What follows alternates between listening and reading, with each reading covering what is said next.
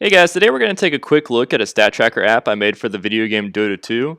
So for anyone unaware of what the game is, it's basically an online competitive strategy game, and seeing as it can get quite competitive amongst players, I thought it'd be interesting to make an app for gamers who wanted real-time updates on in-game content. So therefore I used an official API published by Valve, the developers of the game, to pull in data and display it in this app. So you may notice that there's a lot of view controllers in this app, but that's because this app allows gamers to check live game updates, check their recent league scores, check any changes to in-game characters, check live high scores, and even find a team of fellow players to play with within the game. So now let's look at how data was captured and displayed from the API.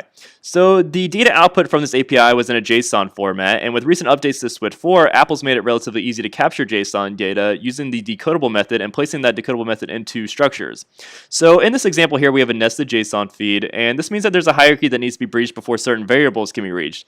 So therefore, the first structure targets the layer named rankings, and in the structure, we let the API know that while we're targeting the rankings array, we're actually searching for variables listed in the player stats structure, which is found below. So when looking at this structure, it's important to note that the variables here, when they're defined, there's a question mark at the end. And this basically means that these variables are optional. So although we're searching for them, Dota 2 players might not want these stats to be public, and so that means they might not be present in every array object. So if these variables weren't listed as optional, the app would crash when it reached a variable that didn't exist. So next we have to create a variable that's equal to all the other variables we have listed in the structures.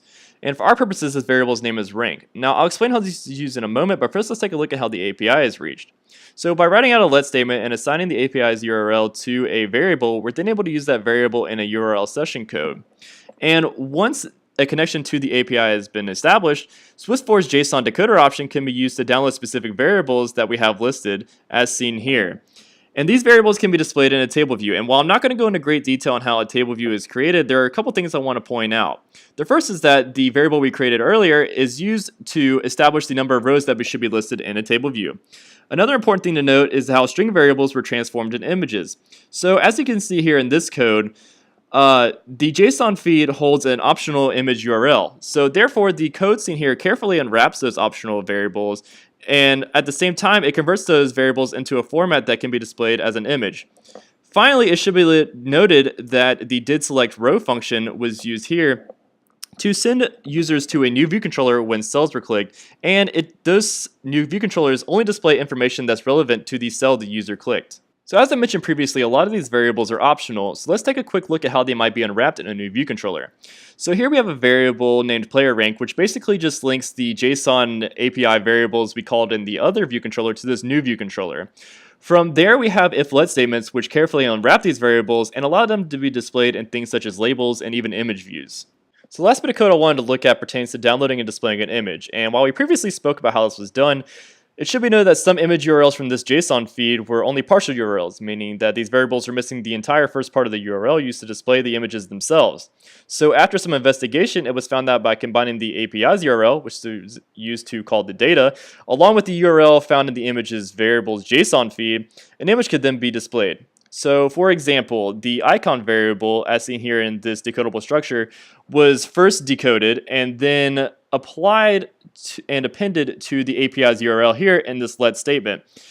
And finally, I implemented an extension I found online to assist in displaying these appended URLs, seeing as they were having some trouble being shown. And along with this extension, I also used another extension to display a GIF on the main view controller.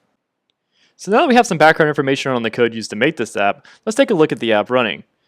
As you can see, the API provides data to quite a few different aspects of the game. Therefore, buttons direct users to statistics they might be interested in. So first off, we have statistics on heroes, which are basically in-game characters that users can choose from to play as online. So upon clicking this button, we're provided with a long list containing every hero in the game. So if we click one of these hero elements, we're taken to a new view controller which shows statistics relevant to that in-game character. So in a game like this, character statistics are pretty important because they're constantly being tweaked or added to balance out the game, and this gives users a live update to how their favorite characters might be being changed. Now if we go back to the home screen, the next button allows users to check scores on pro matches throughout different leagues in the game. So this is where users can check real-time scores of matches they might have been interested in, and basically you can imagine this as being similar to how someone might check a football score on, let's say, the ESPN app. So if you click one of these elements, you're presented with both players, the team each player was on, their scores, and how long the match took. Now, before I go any further, you might notice here on the first row that one of the people's names is missing. And as I mentioned in the code, some variables are optional, and in this case, this one user's name simply got lost on the transition to the developer's API server. Once again, if we go back to the home screen, the next option is a real-time team finder. And upon clicking this button, users can see a long list of teams recruiting people to play with right now.